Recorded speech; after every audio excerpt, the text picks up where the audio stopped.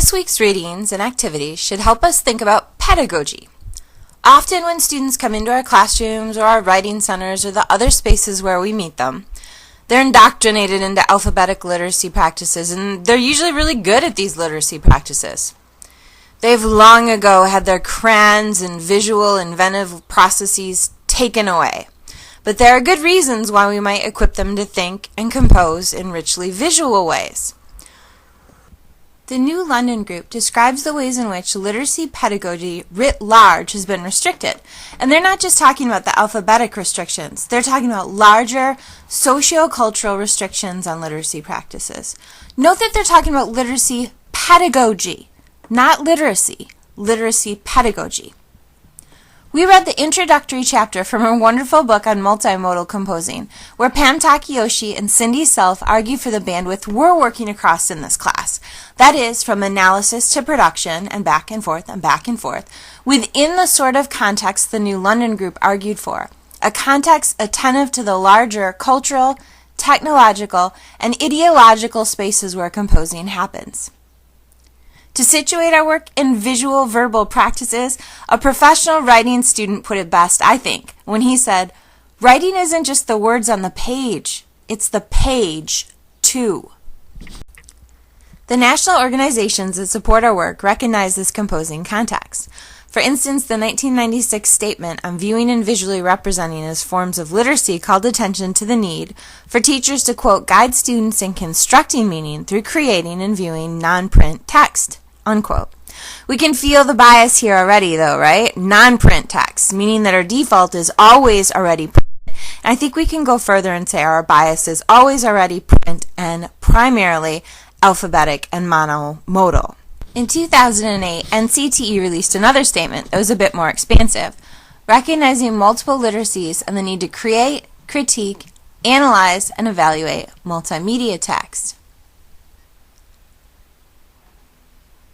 That said, though, even in this literacy landscape or textscape, this is what a lot of student papers look like, and not just in first-year composition classes.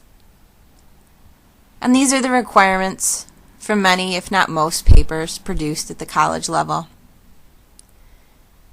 I'm sure there's a caring, committed writing instructor behind this, but this hurts my heart. Type first, then make it pretty, as if visual content was always already mere decoration. And this, you can incorporate graphics and visuals, but they don't count. They're not real content. The use of visuals in the writing classroom is not new at all. For years and years and years and years, writing teachers have used the physicality of theater and dramatic performance and television and movies and photographs and more as launching points for writing studies and for analysis. And we can see some examples here that use visuals as prompts for creating essays.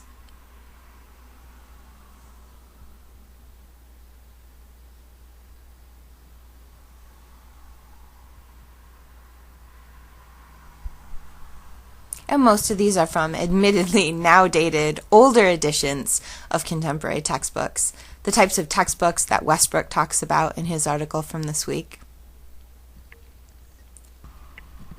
But as Diana George points out in the piece we read for this week, typically these artifacts and texts were to be analyzed in much the same way as literary texts. And Steve Westbrook picks up on this thread by arguing that we typically and historically have emphasized critical analysis, but not creation or production.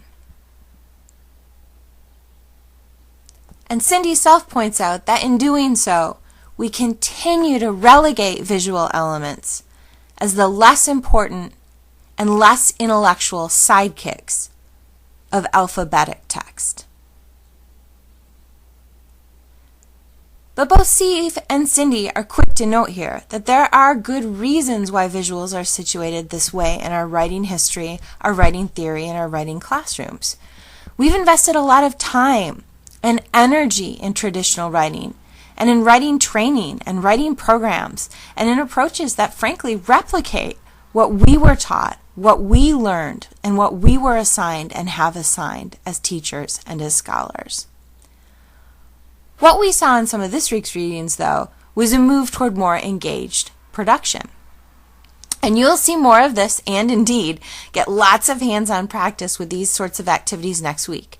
But what I wanted to share with you is just a couple of activities and some student work that I've done in the past where I've tried to walk and move across the bandwidth of analysis to production. And I do think analysis is a really important part of doing visual rhetoric work. So one of the activities that I ask students to engage in is a visual communication audit. I ask students to pinpoint a particular organization they're interested in. They then gather external communication examples produced by that organization and analyze the visual elements of that communication, paying close attention to the work the elements are performing given the audience, context, and purpose. And external communication can mean media releases, web pages, brochures, flyers, annual reports, all sorts of different types of documents aimed at an external audience. Some of the types of text students have gathered include logos. This student chose the logo of the Nature Conservancy and talked about the work that it does across the many, many external documents in which it appears. Another type of text a student chose to analyze was a poster. Here's a chunk of a larger poster a student chose to analyze. This student analyzed it closely by situating it in its political and social context and then providing recommendations on how its home organization might have better put it to use and circulated it to a broader audience. And another assignment further along in the course focused more on production and creation. I asked students to create a visual argument, and I've engaged this activity a bunch of different ways depending on what we've been reading or talking about, what we've been looking at or making. We'll talk more about these specific scaffolding and parameters and how to respond to and evaluate these sorts of assignments next week when we meet in residence. But here are just a couple student responses to this sort of craft a visual argument activity.